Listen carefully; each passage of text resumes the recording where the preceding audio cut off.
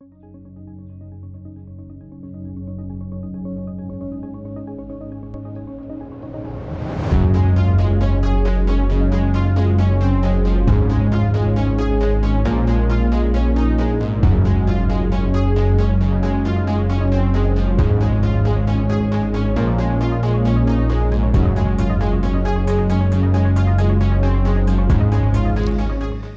miren, mis hermanos,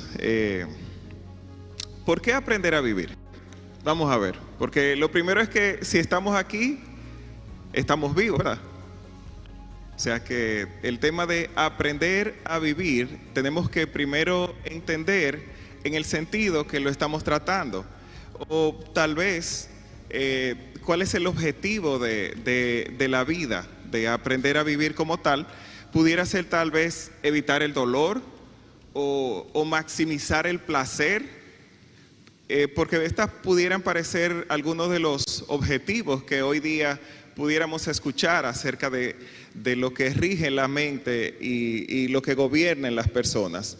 O algunas personas tal vez tienen como meta evitar la muerte, lo cual pudiera parecer un poco como fútil, pero yo quiero reflexionar con ustedes antes de entrar en el tema en al menos 3 razones que yo les traigo delante de ustedes para que entendamos el por qué es tan importante esta serie de enseñanzas que se está impartiendo.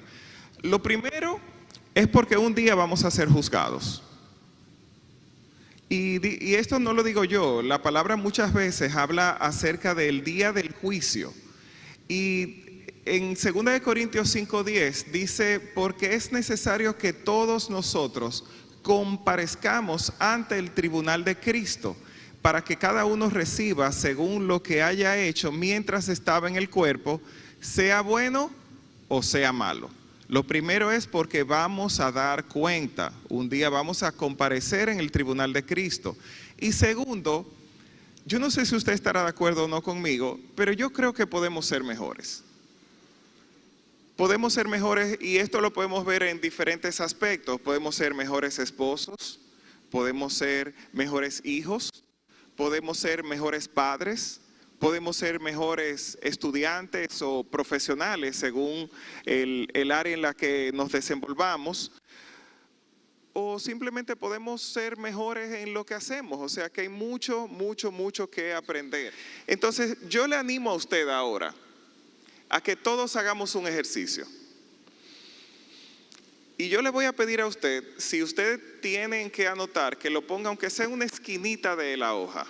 Usted va a poner un número del 1 al 10, pero espérese un momentito que yo le voy a explicar qué significa este número. ¿Cómo evalúa usted su propia vida del 1 al 10? Pero déjeme explicarle un poco mejor, porque mi intención es ponerlo a pensar, que nos evaluemos a nosotros mismos. Primero que nada, desde su propio punto de vista, del 1 al 10. Miren, le voy a dar un poquito más, porque yo sé que hay algunos que porque tienen sueño a esta hora se ponen un 3. Ay, pero con este sueño que tengo yo, un 3. O porque no me dio tiempo de desayunarme, un 2. Pero miren, realmente, o porque tal vez cometió el error de abrir Instagram antes de llegar aquí y vio un amigo, un hermano que está en Punta Cana, un 1. Pero ¿sabe qué? Es una forma errónea de nosotros evaluarnos, y le voy a explicar por qué. Precisamente por eso nosotros tenemos que aprender a vivir, porque todo tiene su tiempo. Y no hay mejor tiempo que nosotros realmente estar en la presencia de Dios, nosotros recibiendo la impartición de la sabiduría que necesitamos para vivir. Incluso dice la palabra que la vida del hombre no consiste en la abundancia de bienes que posee. Y permítame leerle cómo dice, esto está en Lucas 12:15, cómo lo dice en la versión Nueva Traducción Viviente. Dice, y luego dijo, tengan cuidado con toda clase de avaricia. La vida no se mide por cuánto tienen. O sea que si en su evaluación del 1 al 10 usted tomó en cuenta su bolsillo, su cartera o su cuenta de banco, arrancamos mal. Pero usted tiene el número por ahí, ¿verdad? Apúntelo como quiera, porque al final volvemos allá. Entonces, otro error también que cometemos es cuando nuestro valor nos lo damos comparándonos con otros. Mire, cada quien tiene muchas cosas que atender. Cada quien está atento a su vida. Deje que el otro pueda evaluar su vida y usted pregúntele al Señor acerca de la condición de su vida, que vamos a ver cómo se puede medir. Y otra cosa importante es también que no vamos a hablar acerca de cómo aprender a sobrevivir. Si fuera un asunto de supervivencia, estuviéramos hablando en un contexto completamente diferente, tal vez hasta artes marciales y cosas así incluimos, pero no se trata de sobrevivir, se trata de aprender a vivir. Y esto tiene varias implicaciones. Primero, podemos pensar en la parte física. Miren qué interesante que todo se aprende. Hasta respirar se aprende. Es lo primero que los niños, el bebé cuando nace, grita porque está cambiando de un medio acuífero al aire y necesita aprender a respirar. Luego aprende a comer, a dormir, a gatear, a caminar, a hablar. Todo en la vida hay que aprenderlo. Luego pasamos a aprender a cómo lidiar con emociones. Y esto pudiera parecer sencillo, pero si usted se pone a evaluar también, los niños no saben cómo lidiar con las emociones, alegría, tristeza, miedo, disgusto. Luego tenemos que aprender también a cómo convivir con los demás, a cómo relacionarnos. Y esto va más allá de los propios padres, sino que cuando el círculo se va ampliando y ya el niño no está solamente en el círculo familiar, sino que le toca relacionarse con otros, las cosas van cambiando. Miren qué interesante. Ahora los niños aspiran, en vez de ser policía, doctor, ahora quieren ser influencers. Sí, o sea, ahora quieren ser youtubers. Y están ensayando cómo se van a volver virales en Instagram. Pero qué interesante que un niño ya quiere ser un modelo para otro. Y tú dirás, ajá, en serio. O sea, con temprana edad y ya quiere convertirse en un referente para otros. Entonces, esto pudiera ser al practicar un deporte, por habilidades artísticas o por conocimientos específicos. Pero generalmente cuando usted ve a alguien que sobresale en cualquier disciplina, inmediatamente uno asocia que toda su vida está en orden. Uno piensa como, fulano no pudo haber hecho eso, fulano es famoso. ¿Y quién le dijo a usted? Porque a veces pensamos que cualquiera que tenga una habilidad extraordinaria quiere decir que sabe vivir su vida. Todos tenemos que aprender a vivir. Y esto, y yo, ¿por qué me atrevo a hacer esta afirmación? Miren, si fuera mi propia opinión, esto fuera, no me haga caso. Pero ahora, si esto es por medio de la palabra de Dios, entonces vamos a entrar en materia. Miren, dice Eclesiastés 6:12, en la parte A dice, en la brevedad de nuestra vida sin sentido, ¿quién conoce cómo pasar mejor nuestros días? Eso está en la versión Nueva Traducción Viviente. Anótelo para que lo busque, para que estudie Eclesiastés 6. Dice, nuestra vida es como una sombra. Entonces, ¿cómo vamos a aprovechar mejor nuestros días si tenemos un tiempo limitado? Y mire qué contradictorio, porque yo me atrevo a generalizar, permítanme ese atrevimiento por un momento, que en la parte más importante es donde menos tiempo, recursos, enfoque, energía dedicamos a desarrollar. Porque ¿qué dice la palabra? Sobre toda cosa guardada, guarda tu corazón. ¿Por qué? Porque de él mana la vida. Y a veces estamos pensando que la vida se nos acaba de una vez si no nos damos una hartura a las 12. Pero podemos aguantar aunque sea un par de horas más. Pero nuestro corazón a veces lo descuidamos por años y no le estamos poniendo atención. Entonces, yo quiero y vamos a hablar también acerca de algunas cosas de las que debemos de tener cuidado, pero vamos a explorar algunos principios de vida.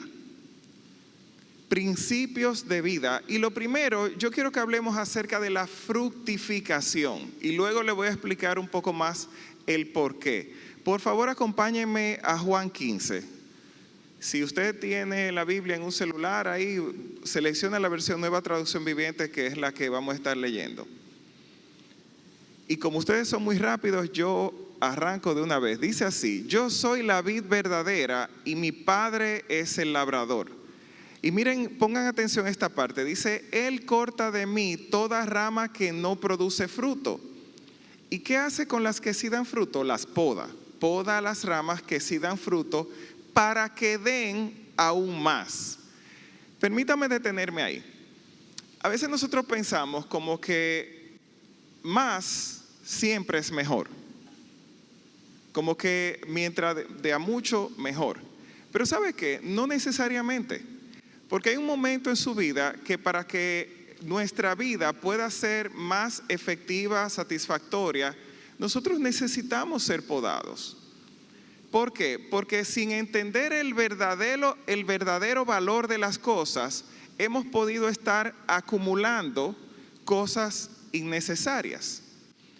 Entonces, de vez en cuando es necesario podar para que la energía, el enfoque, el tiempo se vaya en las cosas que realmente dan fruto. Y sigue diciendo en el versículo 3: ustedes ya han sido podados y purificados por el mensaje que les di. Permanezcan en mí y yo permaneceré en ustedes, pues una rama no puede producir frutos si la cortan de la vid, y ustedes tampoco pueden ser fructíferos a menos que permanezcan en mí. Ciertamente yo soy la vid y ustedes son las ramas. Los que permanecen en mí y yo en ellos producirán mucho fruto. ¿Por qué? Porque separados de mí no pueden hacer nada. Y sigue en el versículo 8, dice: cuando producen mucho fruto, demuestran, o sea, hay evidencia que son mis verdaderos discípulos. Eso le da mucha gloria al Padre. O sea que el fructificar es algo, es una evidencia acerca de nuestras vidas. O sea que si usted vuelve al número que usted se evalúa usted mismo, parte de ese valor tiene que ver con los frutos que haya de su vida. Y hay que tener algo claro, hay que tener algo presente. No todo tiempo, o mejor dicho, no toda temporada o estación es una estación para fructificar. Puede ser que usted se encuentre en una etapa de preparación, pero sepa que cuando llegue el tiempo, así como el Señor un día pasó por una higuera y él tenía hambre y vino y era tiempo de que la higuera diera fruto y no había fruto y la higuera fue maldicha o maldecida. More, maldicha. Ok. Maldecida. Ok, bueno, ustedes entendieron. Entonces, otro principio importantísimo. Si nosotros vamos a aprender a vivir, es porque queremos que nuestra vida sea lo más plena o lo más extraordinariamente buena posible. Todos queremos eso. Nadie quiere una vida a medias. ¿Y tú cómo estás? Ahí entre Lucas y Juan Mejía. Miren, Dios entregó a su Hijo para que Él pueda darnos vida, para que nosotros tengamos una vida en abundancia. Pero ahora hay algo, y es que el hombre carnal nunca podrá experimentar la vida a la manera que Dios la diseñó. No puede. Y hay al menos dos razones básicas que yo les cito rápidamente. Número uno, el pecado. Porque el pecado nos separa de Dios y no nos va a permitir vivir la vida en la plenitud que Dios nos ha dado. Y segundo, porque es en la vida en el Espíritu en la que nosotros podemos experimentar la verdadera plenitud. Miren cómo lo dice la palabra. Primero les leo rápidamente Colosenses 2 del 8 al 10. Dice en la Nueva Versión Internacional, dice: cuídense que nadie los cautive con la vana y engañosa filosofía que sigue tradiciones humanas, la que está de acuerdo con los principios de este mundo y no conforme a Cristo. Toda la plenitud de la divinidad habita en forma corporal en Cristo. Y en Él, que es la cabeza de todo poder y autoridad, ustedes han recibido esa plenitud. Es que fuera de Cristo no vamos a poder disfrutar de la plenitud que Dios nos ha dado. Y es ahí donde a mí como a las personas que no conocen a Cristo, en estas cosas como que no las reciben. Como dicen por ahí, le vuela la cabeza. ¿Por qué? Porque no lo pueden entender. Es que quien no ha conocido a Cristo no sabe de qué plenitud le estamos hablando. Y si usted no lo ha conocido, ponga atención, porque hay mucho más para su vida de lo que usted jamás ha experimentado. Y mientras la filosofía de este siglo, de este mundo, se centra en ti, en la persona, déjame decirte que lo mejor que puedes aprender en esta vida es específicamente a no vivir para ti. Y yo no sé si a usted le va a gustar esto o no, o si será noticia. Yo espero que no sea noticia. Pero el mundo no gira alrededor de ti, ni de mí. Lo que pasa es que esa es nuestra perspectiva, ¿verdad? Porque ¿desde dónde veo yo el mundo? Desde dentro de mi cabeza, ¿verdad? Dentro de mis ojos. Entonces yo veo como que el mundo, oh sí, todo gira alrededor de mí. Yo soy el centro de este mundo. Todo el mundo tiene que atenderme a mí, a mis necesidades, a mis pareceres. Pero no. Yo espero que no sea noticia, ¿verdad? Ok, qué bueno, qué bueno. Podemos seguir hablando entonces. Porque miren, dice la palabra, ¿qué establece la palabra? Dice, porque ninguno de nosotros vive para sí y ninguno muere para sí. Pues si vivimos, para el Señor vivimos. Y si morimos, para el Señor morimos. Así pues, sea que vivamos o que muramos, del Señor somos. Eso está en Romanos 14. Entonces, esto también hace que nuestra vida tiene que tener una perspectiva diferente. Y dice también en 2 Corintios 5, dice en el versículo 14, sea de una forma u otra, el amor de Cristo nos controla. Ya que creemos que Cristo murió por todos, también creemos que todos hemos muerto a nuestra vida antigua. Él murió por todos para que los que reciben la nueva vida de Cristo ya no vivan más para sí mismos. Más bien vivirán para Cristo, quien murió y resucitó por ellos.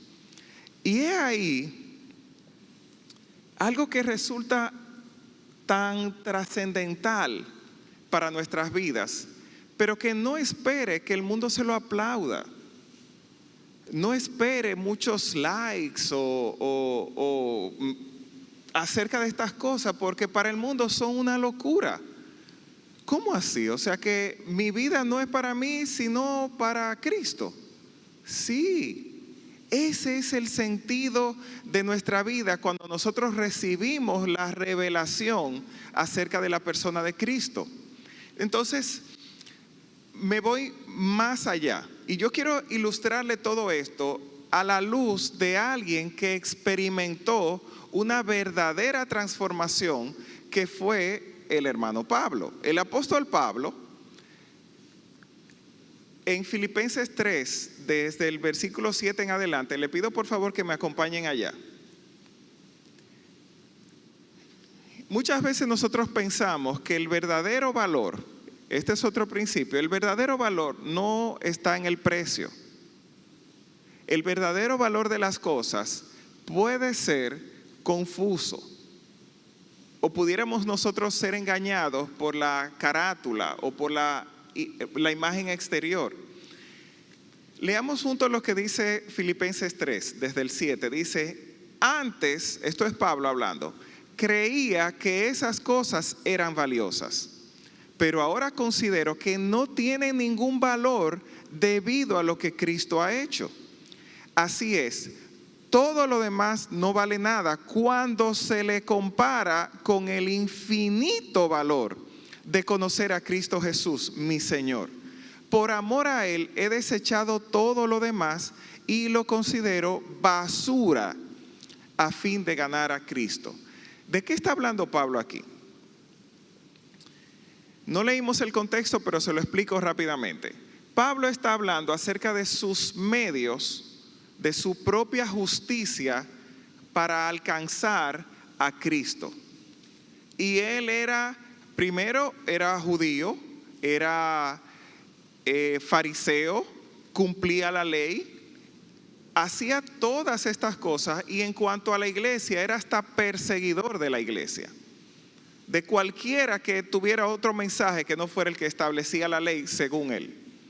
Y Pablo dice, todo eso es basura, estiércol, dice en otra versión. Usted sabe lo que es el estiércol, ¿verdad? No tengo que ponerme muy gráfico ahí, ¿verdad? Ok, qué bueno. Entonces, Pablo está comparando cualquier cosa que usted quiera evaluar al lado de Cristo, se compara con basura. ¿Por qué? Por el valor eterno, por lo que Cristo es, el primero y el último, el principio y el fin, el Rey de Reyes y Señor de Señores. Y no solamente lo que Él es respecto a su deidad, sino lo que representa a Él para nuestras vidas. ¿Cómo podemos nosotros tener una perspectiva correcta de nuestra vida si no consideramos lo eterno? Porque el que pase su vida pensando que su vida completa se trata solamente, exclusivamente del tiempo que estemos con vida aquí en la tierra, se está perdiendo todo, porque se está perdiendo la eternidad. Entonces sigue diciendo en el versículo 9, y dice, y llegar a ser uno con Él. Ya no me apoyo en mi propia justicia por medio de obedecer la ley, más bien llego a ser justo por medio de la fe en Cristo, pues la forma en que Dios nos hace justos delante de Él se basa en la fe. Y miren lo que dice Pablo en el versículo 10, dice, quiero conocer a Cristo y experimentar el gran poder que lo levantó de los muertos.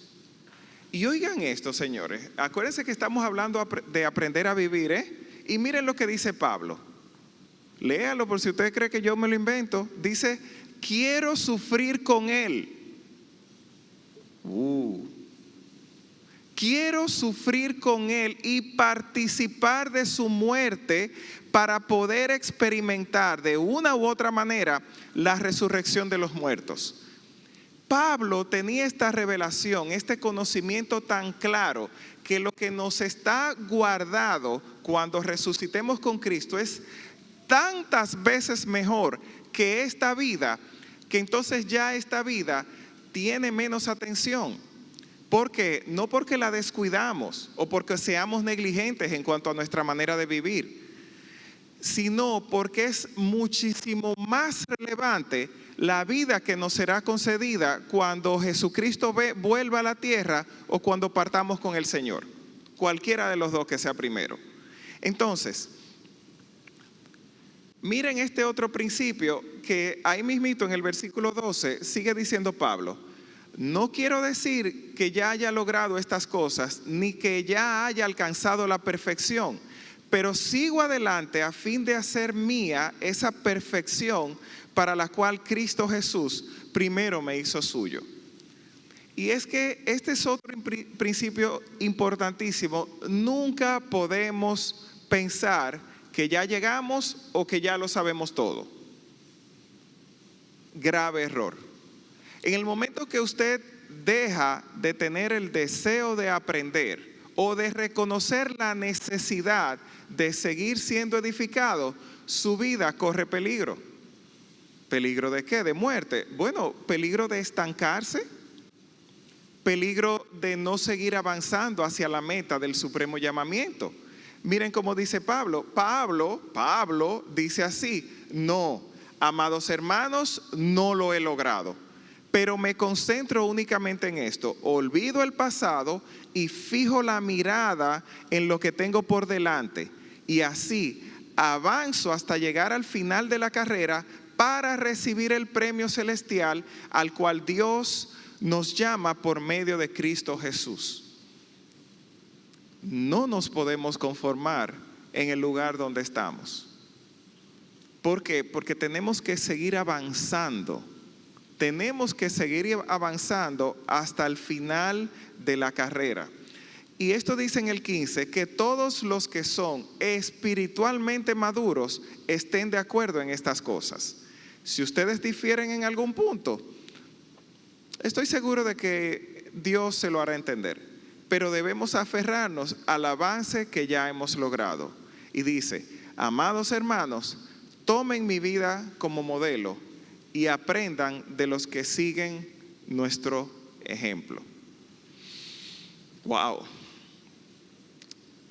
Qué tremendo que Pablo pueda decir que tomen su vida como modelo.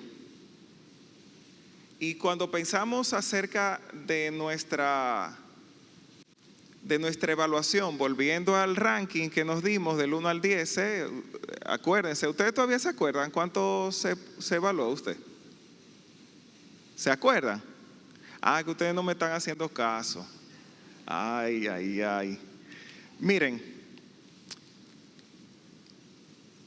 ¿cuál debe ser nuestra meta? Una de ellas es que Cristo pueda decir de nosotros, como dijo de Pablo, que le dio la autoridad de poder escribir eso: usen mi vida como modelo.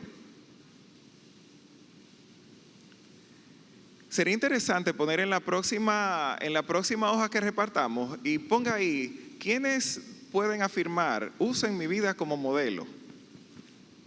Fuerte, ¿verdad? Porque realmente no hemos llegado. Por eso es que tenemos que aprender a vivir. Ahora, yo quiero rápidamente hablar algunas cosas de cómo no debemos de vivir la vida. Y estos vamos a verlo de acuerdo a la palabra. Primero, muchísimo cuidado con los extremos. ¿A qué yo le llamo los extremos? Bueno, Eclesiastés 7:16 dice: no seas demasiado justo, ni seas sabio con exceso, ni allá al final, ni para acá al final tampoco. Dice: porque habrás de destruirte. Eclesiastés 7:16. Otra forma en que no debemos vivir nuestra vida: de manera inmadura. ¿Por qué? Cuando nosotros somos inmaduros, quiere decir que para la etapa que nosotros estamos viviendo, estamos fuera de tiempo.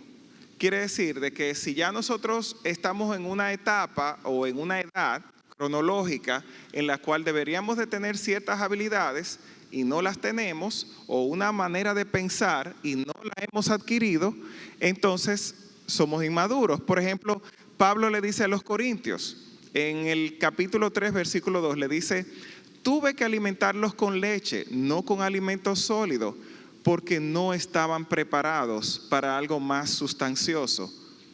Y lo peor es que dice: y aún no están preparados. Pablo le estaba diciendo que eran inmaduros en cuanto a la fe. Y otra cosa es también, como se lo decía ahorita, grave error las personas que no viven esta vida con la perspectiva de lo eterno, porque esta vida un día va a cambiar, va a terminar la forma en como lo conocemos. Y otro punto importantísimo, y el tiempo no me da para abundar en ello, pero es muy triste ver a muchos hijos de Dios que viven como si no lo fueran.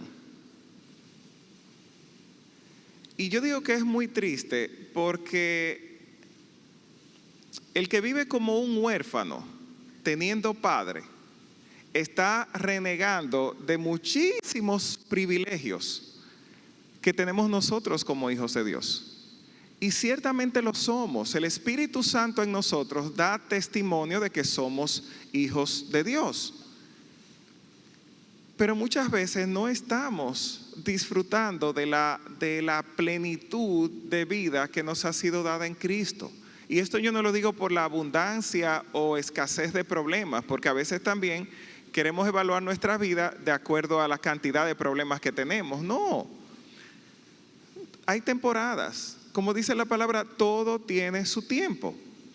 Hay un tiempo en el que nos toca pasar por un desierto y en un tiempo en el cual debemos ser formados, procesados. Eso también tiene su propósito. Pero el problema está cuando nosotros no sabemos entender los tiempos. Y antes de concluir, yo quiero leerles también lo que dice Eclesiastés 6 del 7 al 9, porque me encanta la sabiduría acerca de la vida que transmite con ello. Dice así, Eclesiastés 6, 7, dice: toda la gente se pasa la vida trabajando para tener que comer, pero parece que nunca le alcanza. Entonces, ¿de verdad están los sabios en mejores condiciones que los necios?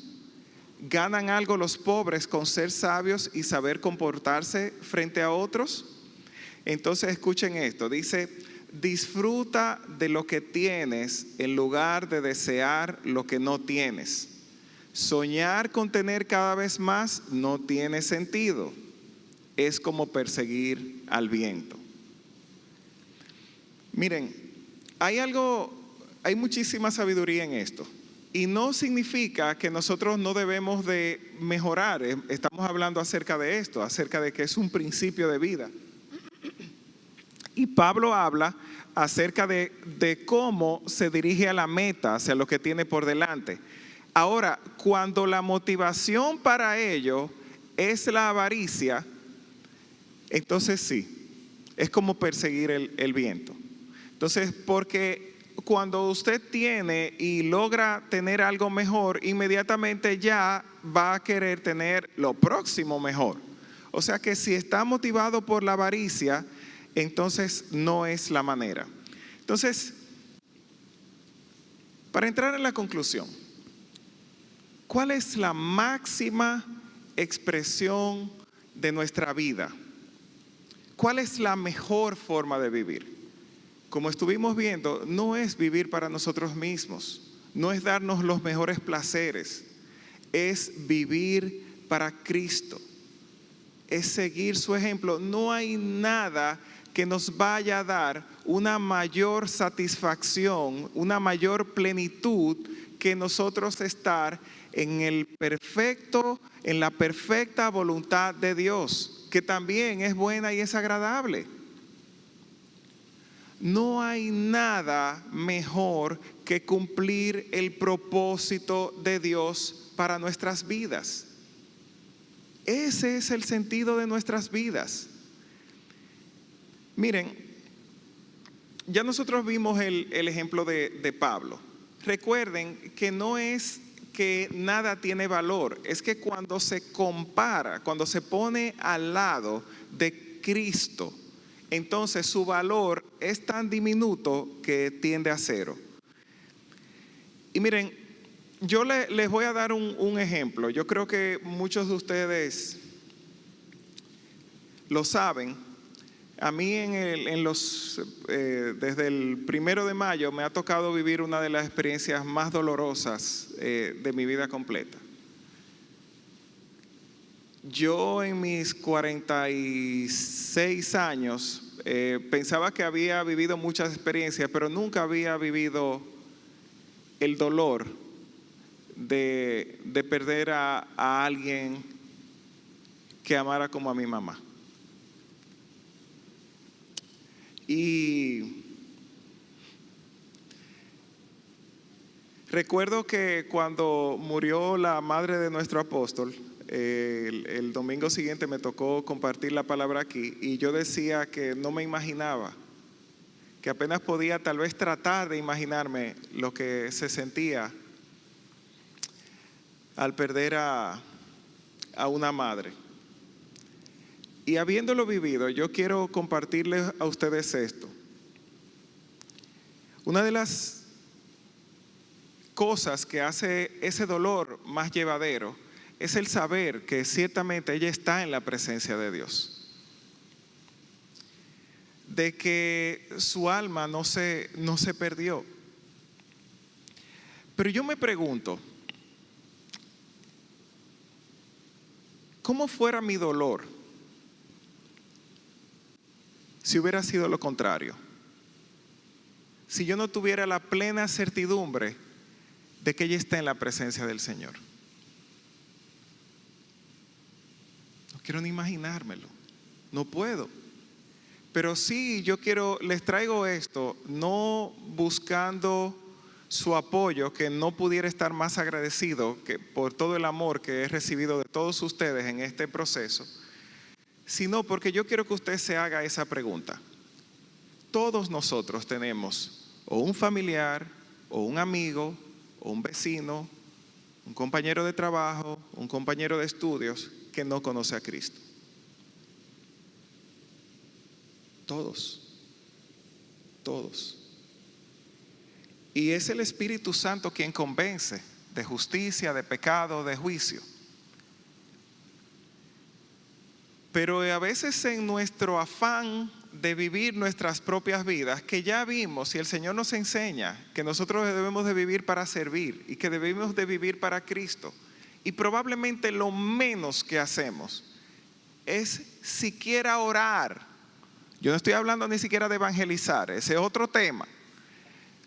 Pero a veces ni siquiera estamos orando o sirviendo como el instrumento de Dios para alcanzar a los perdidos.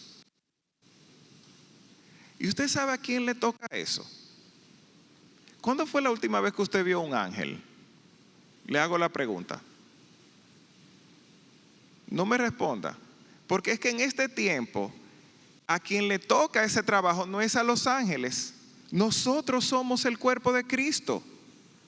Nosotros somos la iglesia. A nosotros nos ha sido entregado el ministerio de la reconciliación. ¿Y qué estamos haciendo al respecto? Aquí yo no le voy a pedir a usted que se evalúe usted. Yo me evalúo a mí mismo y mi respuesta es no lo suficiente. No lo suficiente. Porque si nosotros mismos estamos en esta tarea de aprender a vivir, pienso que no solamente hemos descuidado nuestra propia vida, sino que hemos descuidado una parte fundamental de nuestro propósito, que es de reflejar a Cristo. Porque de eso se trata. De eso se trata. No de vivir para mí mismo. No de vivir para ver qué tan bien puedo satisfacerme a mí mismo con las cosas que se me ocurran. Sino para mostrar el carácter y la persona de Cristo. Así que mis hermanos, primero que nada, si hay alguien aquí, si hay alguna persona que no tiene la plena convicción, si no tiene esa certidumbre de que ha conocido a Cristo como su Señor y su Salvador, y que si fuera este el último día, porque como hablábamos y como veíamos según las Escrituras, nuestros días están contados. Hay un día en el cual vamos a tener que partir de esta tierra de esta forma, y un día vamos a comparecer ante el tribunal de Cristo. Y lo único que puede asegurarnos a nosotros la justicia, o mejor dicho, el juicio favorable a nuestro favor, es que hayamos aceptado el sacrificio de Cristo como válido, como bueno para mi vida, y que en lugar de juzgarme a mí, sea juzgado Jesús el justo. Si alguien aquí no ha tomado esa decisión, no le ha entregado su vida al Señor, yo le pido que tome la decisión más importante de su vida en este mismo día y en esta misma hora. Así que, ¿hay alguien aquí que no haya tomado esa decisión y que esté valientemente dispuesto a entregarle su vida a Cristo en esta mañana? Pues miren, tal vez alguien no se decide y por motivos de tiempo vamos a orar. Cierren sus ojos. Bendito Dios, Padre bueno, gracias por Jesucristo. Recibimos su sacrificio y a Él entregamos nuestra vida para que sea nuestro único y suficiente Señor y Salvador. Te pedimos que perdones nuestros pecados. Toma nuestros nombres, Señor, escríbelos en el libro de la vida. Y mira que nos ayudes a caminar, a permanecer, a conocer a Cristo. Gracias, Padre, en Cristo Jesús. Amén.